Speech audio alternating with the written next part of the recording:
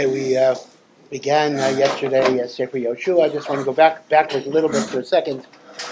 I had mentioned the Medrash that gives a number of reasons, but one of the reasons why Moshe Rabbeinu did not merit to be buried in Eretz Yisrael, because after all, even if the fate of hitting the rock deprived him of his leadership, but at least he could be buried in Eretz Yisrael. So the Medrash, one answer the Medrash gives is that because Moshe Rabbeinu denied his origin, because he told Yisro's daughters he is from Mitzrayim, he was kofer bi'artzo, therefore he does not merit to be buried bi'artzo, as opposed to Yosef, who says he's from the land of the Ivrim, the land of the Hebrews, he's moda bi'artzo, he is zeicha to be buried bi'artzei. Now, the question was, I mentioned yesterday, well, what do you mean Moshe denied Artzo? Moshe was never in it. Yosef was born in Eretz Yisrael. So you ask Yosef where you're from. So Yosef says, I'm from Eretz Yisrael. You ask Moshe where he's from Mitzrayim. He was born in Mitzrayim. So what is the taina against Moshe that he denies his place of origin by saying that he's from Eretz Mitzrayim? So the answer I told you was that every Jew must emotionally identify themselves as Eretz Yisrael in some place. So even if you've never been in Eretz Yisrael, you are from Eretz Yisrael. That is the shirish of your neshama. You happen to live other places. So this was a taina on Moshe that he should have said, I am from Eretz Yisrael, although I was born in Mitzrayim. He should have said it in that particular way. And that, therefore, if he doesn't feel that at that moment, that is called a kafira bi'artzei, and therefore he's not zeicha to be buried bi'artzei. It's a beautiful thought about how we have to be connected to Eretz Yisrael, even if we are in Chutz La'aretz. So it just reminded me of a story that I heard from Rabbi Wein. Some of you might know Rabbi Wein. He should be well. He used to teach in Or Sameach around 10 years ago. And he said the following, he had a yeshiva in Muncie, which is still going on. It's his yeshiva. He's technically Rosh Yeshiva, although he lives here. And when he was building the yeshiva building, he was offered by somebody special timber, special wood from Finland that has a life of 300 years without warping. Apparently, regular wood warps between 75 and 100 years. And you kind of have to replace it or at least live with a bent frame. This was wood that would last for 300 years without warping. Very expensive, high-quality wood. So Rabbi Wein refused to take it because he said he was not going to build anything in the Golos that would last for 300 years. Because that would be making a statement that this is our permanent place, and a Yid cannot feel that the Golos is his permanent place. Even if you wind up staying here a long time, but you have to feel that your dira sarai, that's not your permanent place. I have a kasha on Rabbi Wein, because the Gemara in Megillah says that all of the Batei Medrash are going to be relocated from Chutz La'aretz to Eretz Yisrael, so he could have taken the Finland wood, and when Mashiach comes, the Beis Medrash will be here anyway, right? So what's going to be the problem? Many of you might have heard of the late Rosh Yeshiva of Telz, Rav Mordechai Gifter. There's an article biography of him. Rav Gifter was one of the Gedolei Hador, an American-born person who learned in Europe and really became one of the great Gedolim of the generation. And towards Rav Gifter's older age, he actually made Aliyah. In fact, Telz Stone, Irving Stone was a philanthropist in Cleveland, and Telz was supposed to kind of relocate to Telz Stone, and Rav Gifter was going to be Rosh Yeshiva in Eretz Yisrael. What happened was one of the senior Rosh Yeshiva in Cleveland died suddenly. So Rav Gifter had to go back. Rav Gifter had to go back to Chutz La'aretz, even though he didn't want to go back to Chutz La'aretz. And he spent quite a few years. He died in Chutz La'aretz. But when he came back, he refused to live in a house. He and his Rebbetzin lived in the dormitory. They took two dorm rooms. They must have put in a bathroom, I'm assuming, and they just made a little apartment of 2 rooms. And he said In Chutz La'aretz, he's no longer going to live in a house. He wanted to consider it to be mamish, a temporary dwelling. I mean, I don't know what I honestly don't know all the details. I mean, did they have cooking facilities in there? You know, I don't know if they had anything. He really said, I'm not going to live in a regular house in Chutz La'aretz. Now, before he made Aliyah, he did live in a house. He had a house. But once he was in Eretz Yisrael, when he was forced to leave it, he said he would no longer live in a house in Chutz La'aretz. Now, the Shalah Chodesh, much earlier, the Shalah is Shnei Luchos Habris. That's the name of an encyclopedic sefer. And the Machaber was Rabbi Yeshaya Horowitz. This is in the 1500s, 1600s, who was a Rav of Frankfurt, but then came to Yerushalayim and became the Rav of Yerushalayim, the Ashkenazi Rav of Yerushalayim, writes that he was very critical of the Jews in Golus who built stone houses, because that implied that they feel they were going to stay there for a very long time, and that was a stira to the idea that Golus should be temporary. So that's, again, something to remember. Some of you might wind up living here. Baruch Hashem, that's a wonderful thing. Some of you might wind up not living here. But even if you wind up not living here, you have to feel that this is your makam, that this is really your makam, even if for whatever reason you cannot live here. And that was the taina on Moshe, even Moshe Rabbeinu had the taina. How could he call himself an Ish Mitzri? He's not an Ish Mitzri. He's an Eretz Yisrael dicker person. Elamai, he happened to have been born in Mitzrayim. He happened to live in Mitzrayim. Okay. So all of this is actually pre-Sefer Yoshua. That's about Moshe Rabbeinu being buried in Chutz La'aretz. But looking at the speech that HaKadosh Baruch Hu gives Yehoshua, and this is on the 8th of Nisan. This is after the conclusion of the 30 days of the Avelos of Moshe, going from the 7th of Adar to the 7th of Nisan. The day after, HaKadosh Baruch Hu now says, we got to get down to business. And he gives Yoshua words of chizuk. And the parak really has two different parts. You divide two halves. The first half is Hashem's speech to Moshe. To Yoshua. And the second part is Yoshua giving certain instructions to the people. Both of them are important. We focused yesterday on a side point that is a very, very important point, however, that Moshe is given the appellation Eved Hashem, and you'll remember the Radak, that Eved Hashem means Mashe Kana Eved Kana Rabo, whatever a slave acquires belongs to the master. Eved Hashem means every single koach I have, I give for the service of the Ribono Shel Olam. And Rabbi Chanan Wasserman says, in that way, every one of us can be a Moshe Rabbeinu. Moshe Rabbeinu's kochos were way, way, way beyond our kochos. He's 1 trillion and we're, 10. But the same way he gave Hashem 100% of what he was, we could give Hashem 100% or approaching it of what we are. And in Hashem's book, we become equal to Moshe Rabbeinu, because Hashem grades us, so to speak, not based on our objective accomplishment.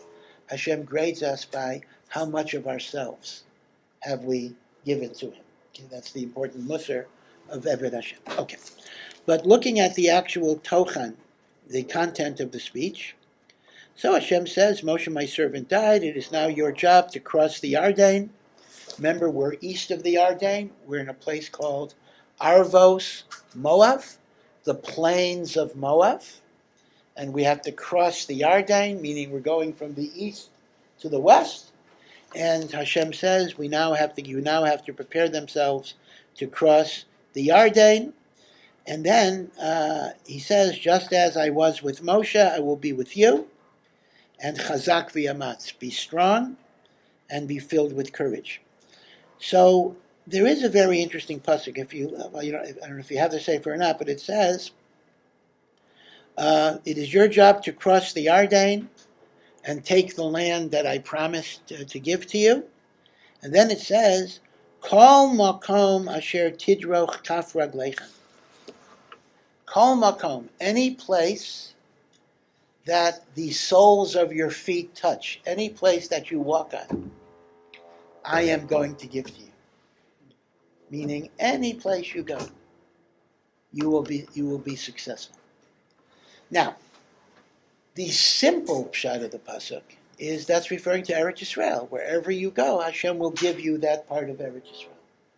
But Rashi brings a drasha from Chazal, which is quite amazing.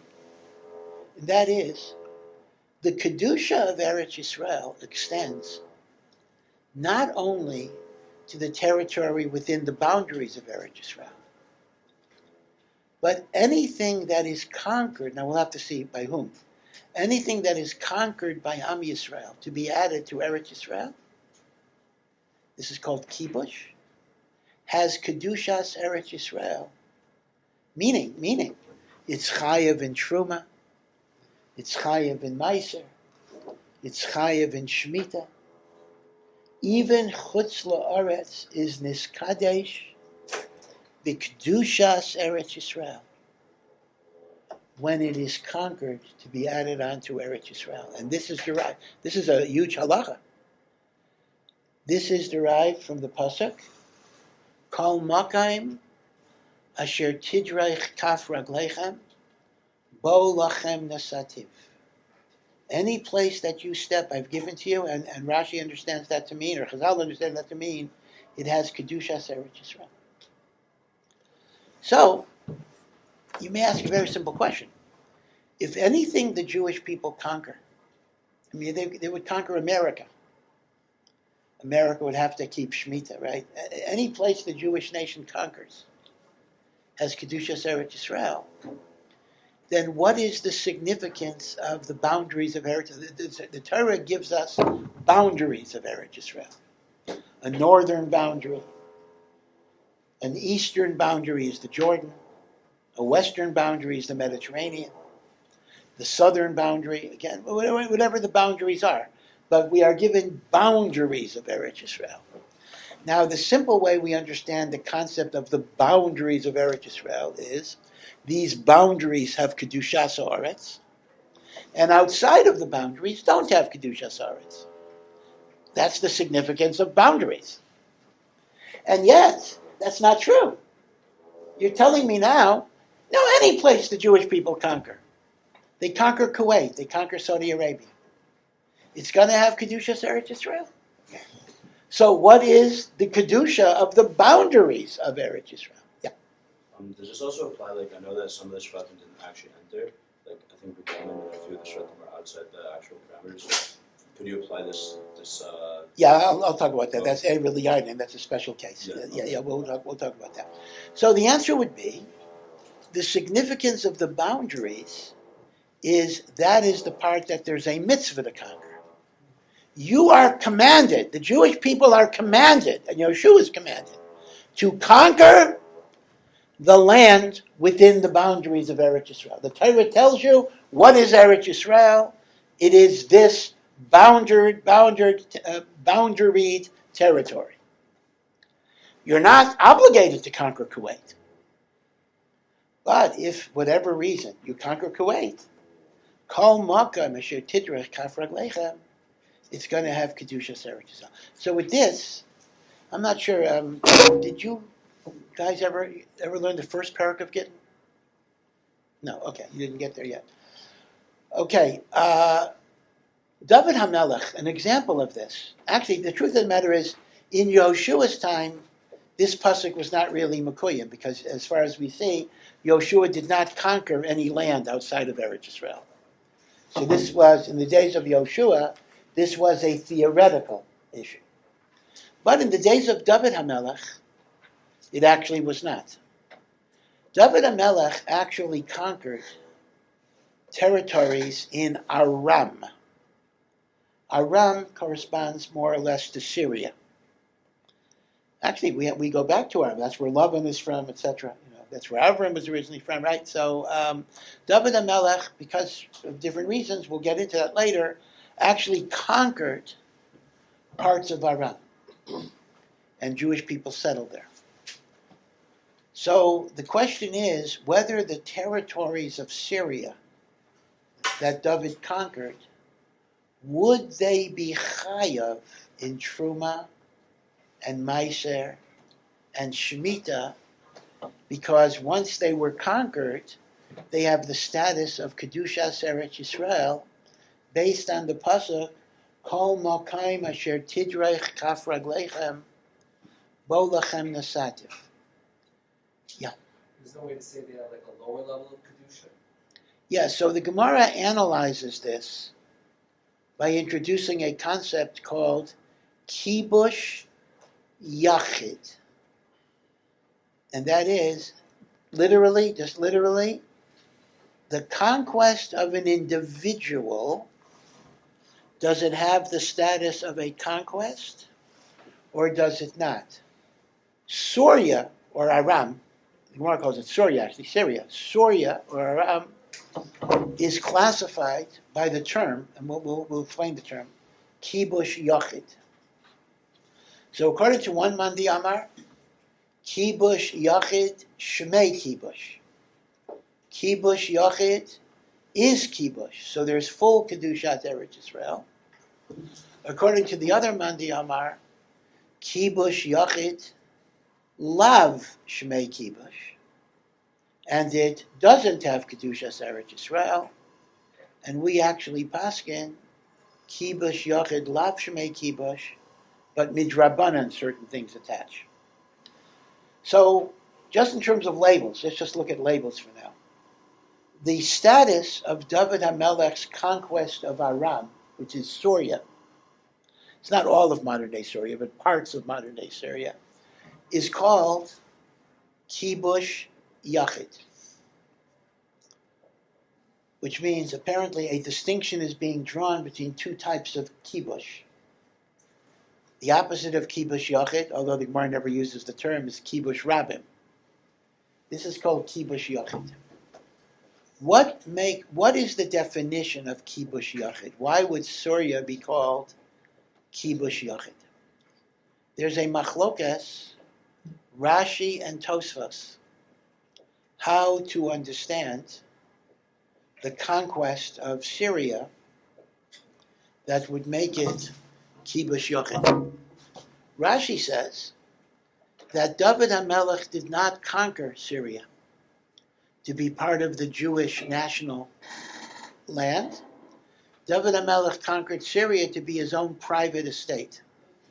It was conquered litzorcho, and not for Klal Yisrael. Of course, one could ask a very legitimate question.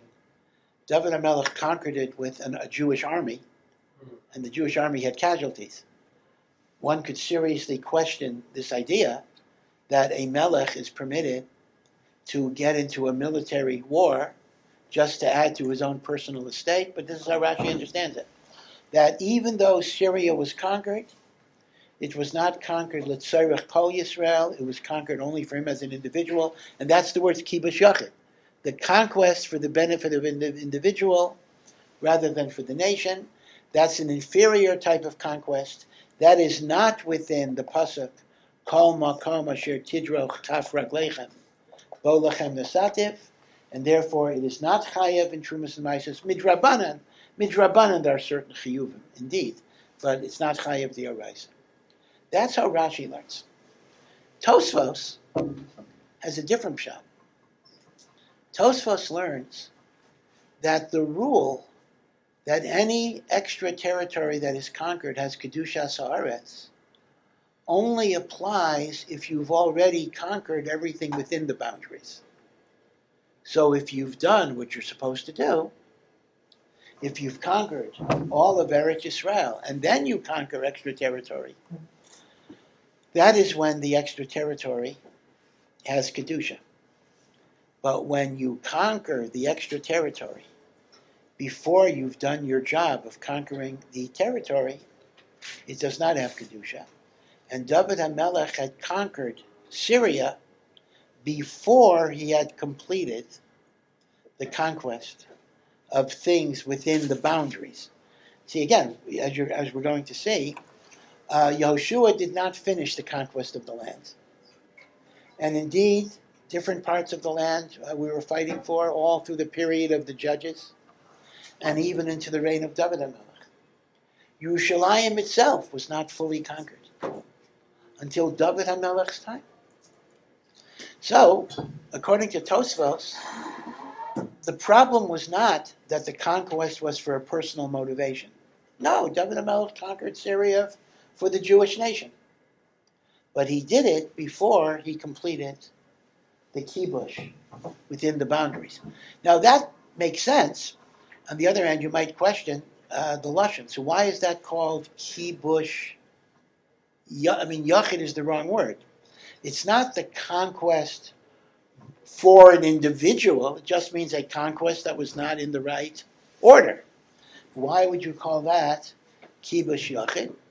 So we have to interpret, according to Tosfos, that kibush yachid means he made an individual decision to conquer land which he shouldn't have made because he did not complete the conquest of the land of Eretz Yisrael.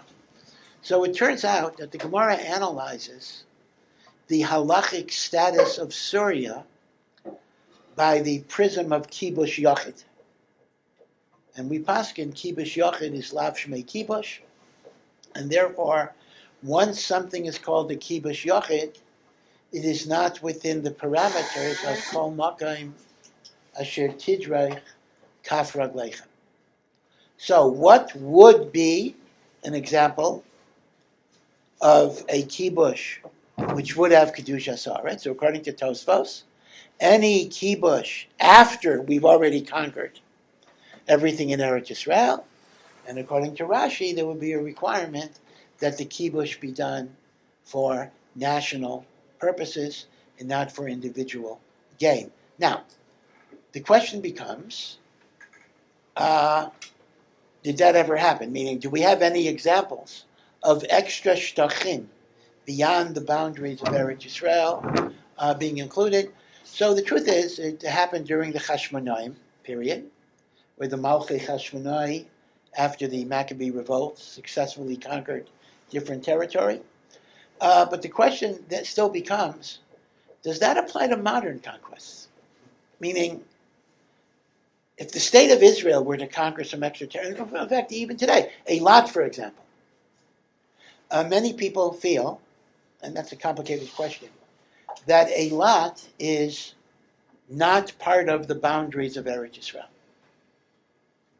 So in Eilat, you actually have to keep 2 days of Yom Tov, which is a problem because most of Eilat does not keep 1 day of Yom Tov. Eilat is not a. There are from people everywhere. And Eilat has religious people also, but the vast majority are b'chlal not Shomer Shabbos. But some say Eilat you'd have to keep 2 days of Yom Tov, etc. So the interesting question is this: even if Eilat is not within the boundaries of Eretz Yisrael, but under the principle of Kol Makom Asher Tidrach Kaf Ragleichem, if the state of Israel asserts sovereignty over Eilat, wouldn't that constitute conquest for the nation of territory beyond the boundaries of Eretz Yisrael? Wouldn't that give it Kedushas Haaretz Legamri? Now maybe, like Tosfos, the argument is, yeah, but we haven't yet conquered everything within the boundaries, right? There's areas in Jordan and Lebanon, etc. So maybe we'd fail under that test.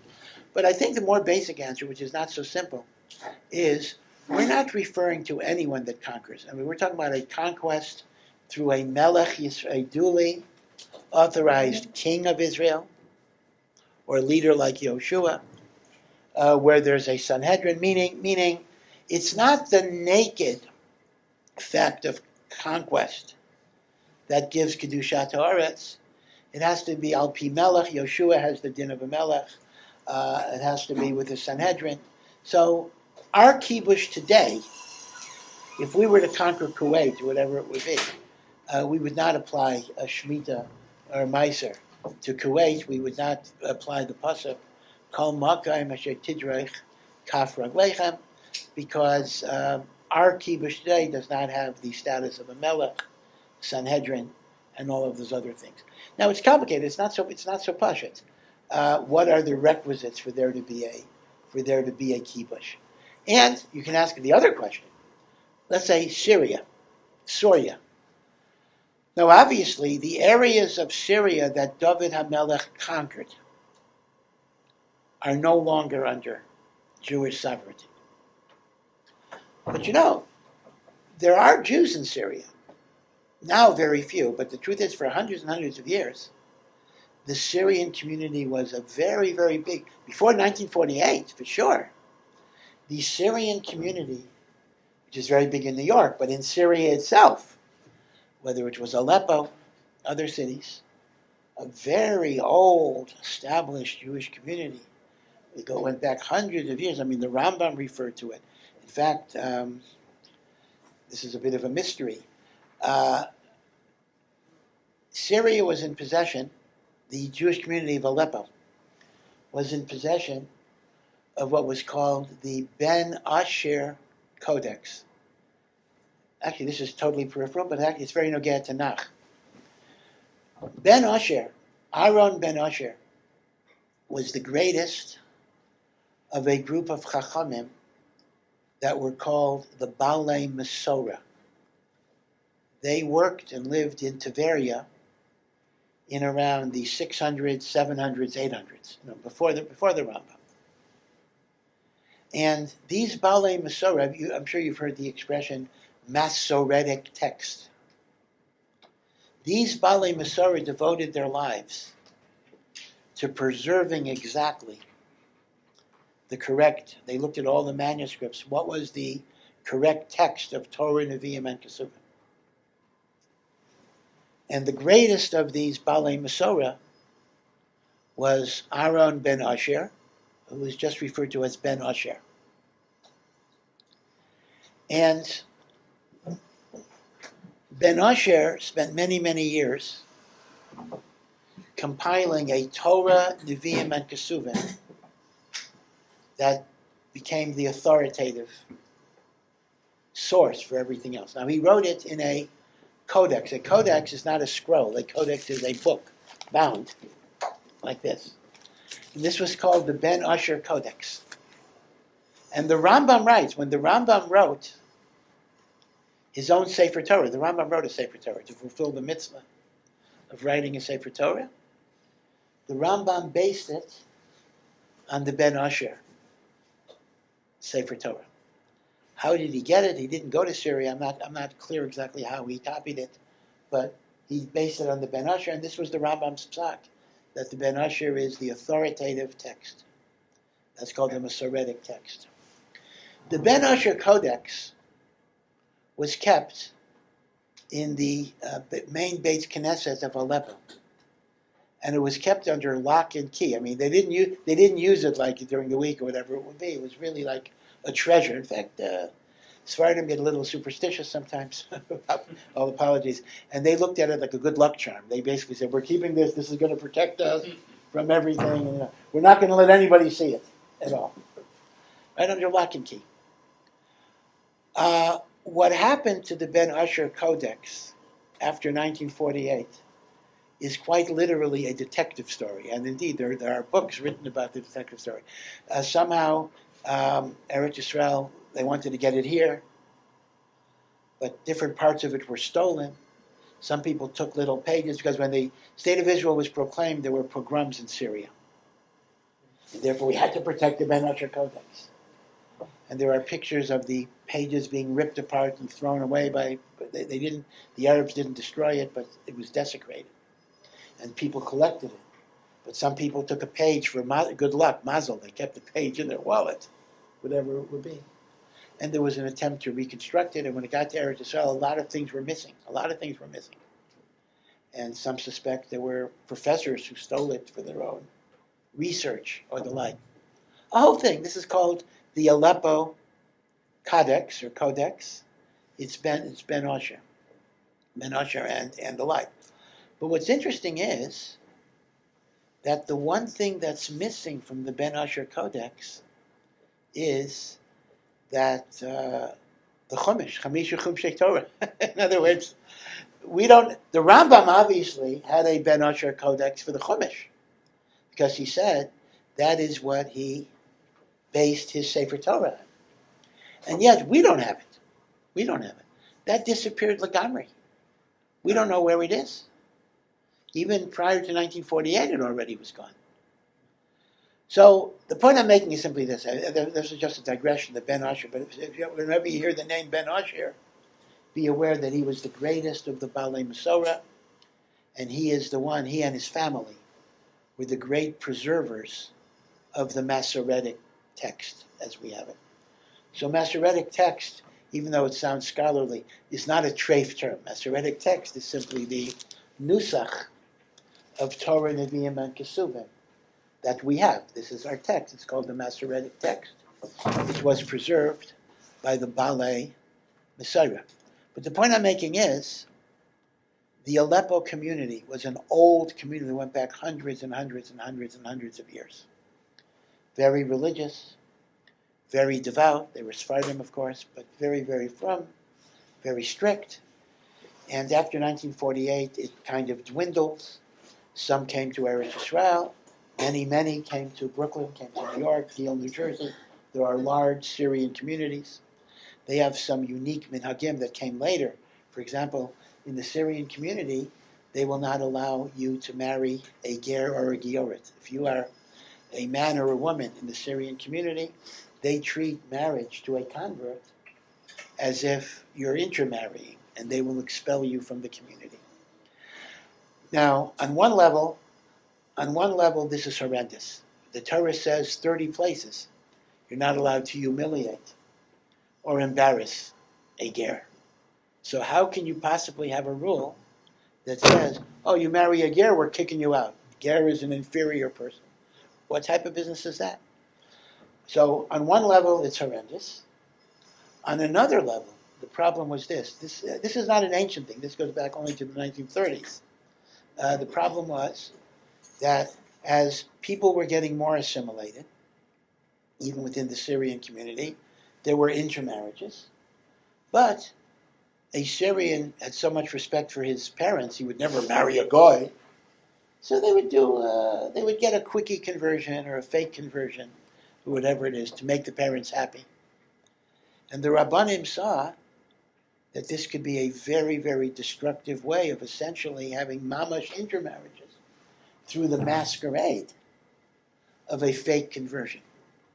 So in a sense, what happened was, even the sincere conversions suffer because of the fake conversions, meaning they made a gezerah, we don't care if she converts or doesn't convert, no matter what, you are not part of this community. So that essentially was an emergency gezerah against intermarriage. And that does mean people suffer. That does mean there are absolutely sincere gerim who cannot be part of the community, but this was a gezerah to prevent intermarriage through the pretense of fake conversions, which apparently was perceived as a problem. So I'm bringing all this up is the following. David HaMelech conquered areas of Syria, and Jews lived there. But eventually we lost sovereignty over those areas. Those areas are not under Jewish domain. But if you hold kibush yachid shmei kibush, they were chayav in trumas and maasros.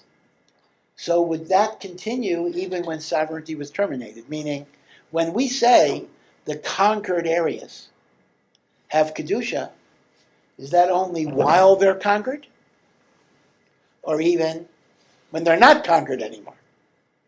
Meaning, if you find yourself in Aleppo, would you have to take off trumas and maasros on the local produce? For various reasons, we basically paskin not, but these are just things to think about.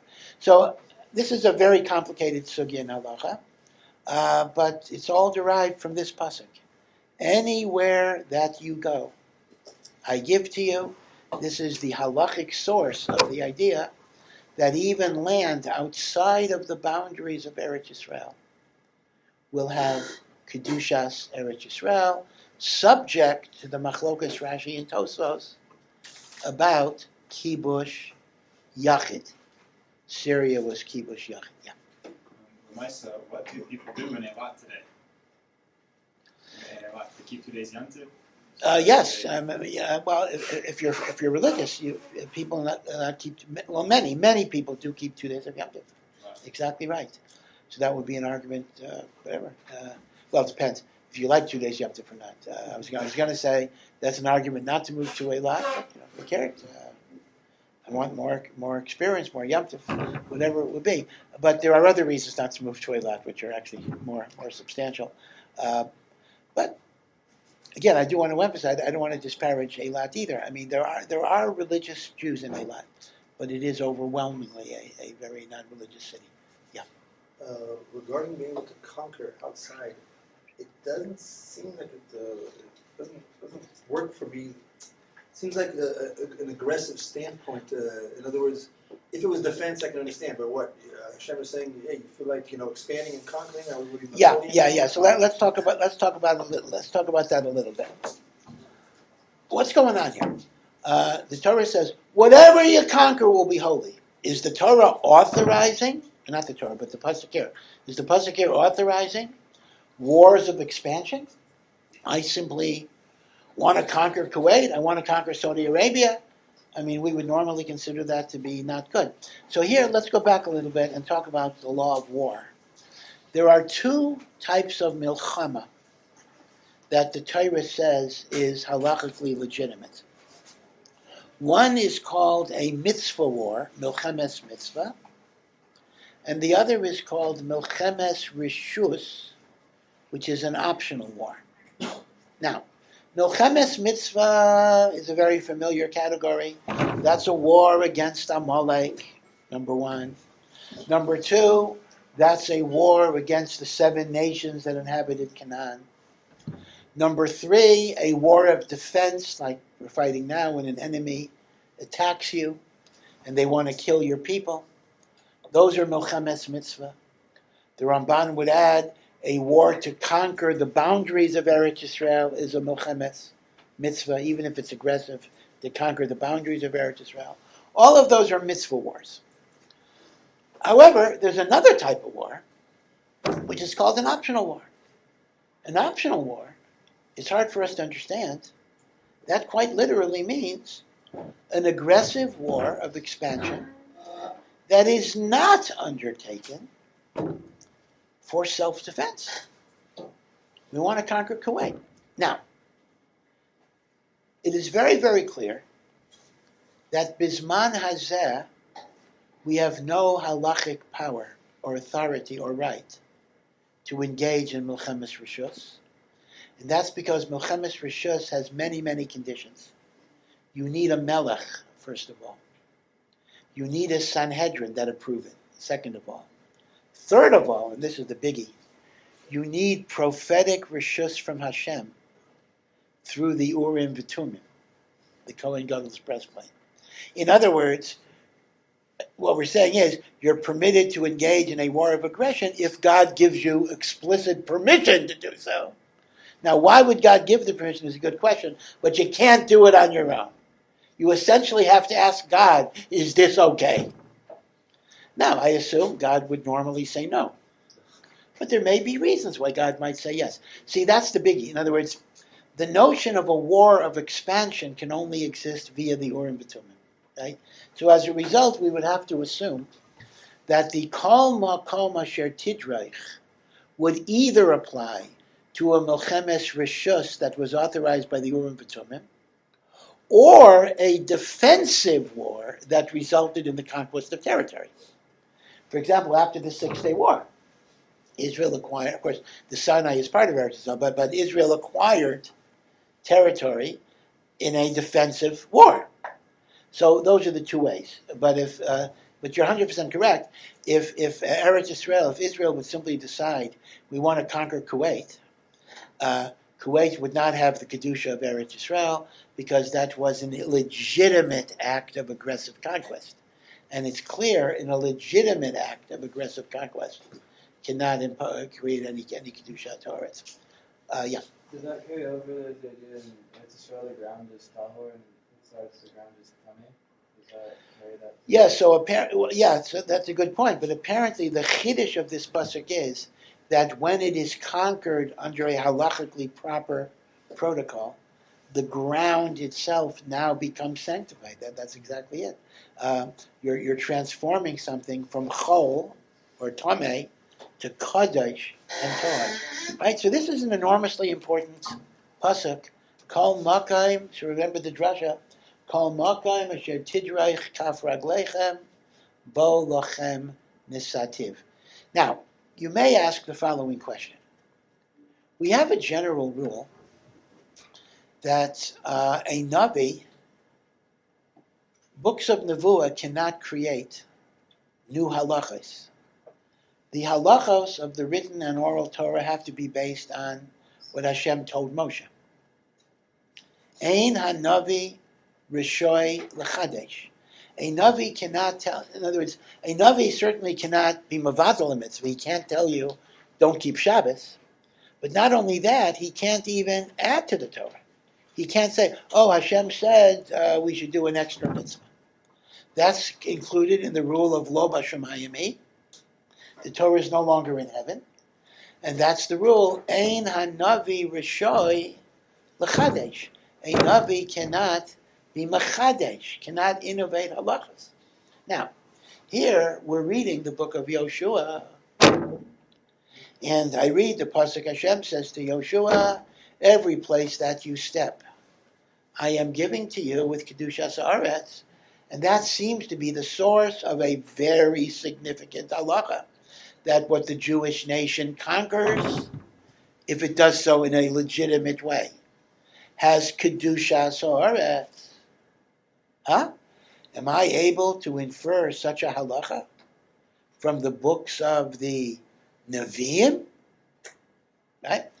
So the Gemara doesn't address it on this pasuk, but in various other places where we learn out halachas from the words of the Nevi'im, the Gemara actually explains it's not that this is the first time this halacha exists. In other words, it's not that, oh, Yoshua didn't know this until he's told it now. Because if he'd be told it now for the first time, it actually wouldn't be a valid halacha. Because halachas cannot be created by prophecy. Rather, the Navi is recording what was already a halacha that was given to Moshe Misinai. So this would fall within a halacha of Moshe Misinai that is recorded here for the first time. But not that the halacha is nischadesh right now. You see? So that's kind of what the Gemara will often say. So yes, we do see many new laws in the books of Nevi'im and Ksuvim. But the new laws that we see are recording halachas that were handed down to Moshe. And they're not in the written Torah, they're part of the oral Torah.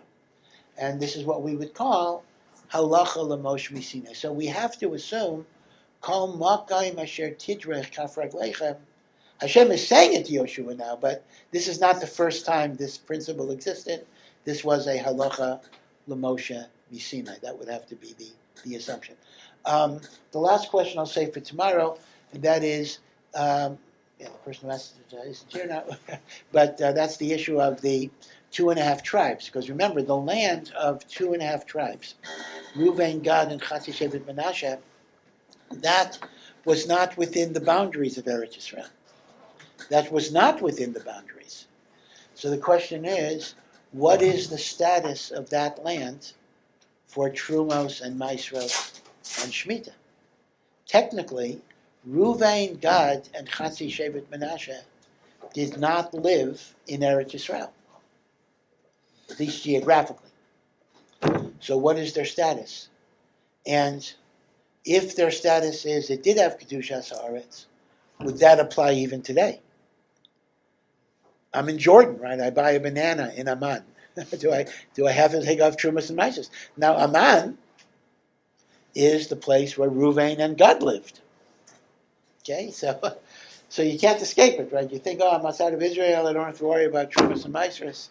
There might be those areas in Jordan that, you have to be concerned about. Okay, so tomorrow I'll just mention halachically what is the status of Avery. This is called Avery Liyarden, the other side of the Yarden. What is the status of Avery Liyarden? Legabe, the mitzvahs tuluyos b'aretz. And this is a twofold question. What was the status in their time when they lived there?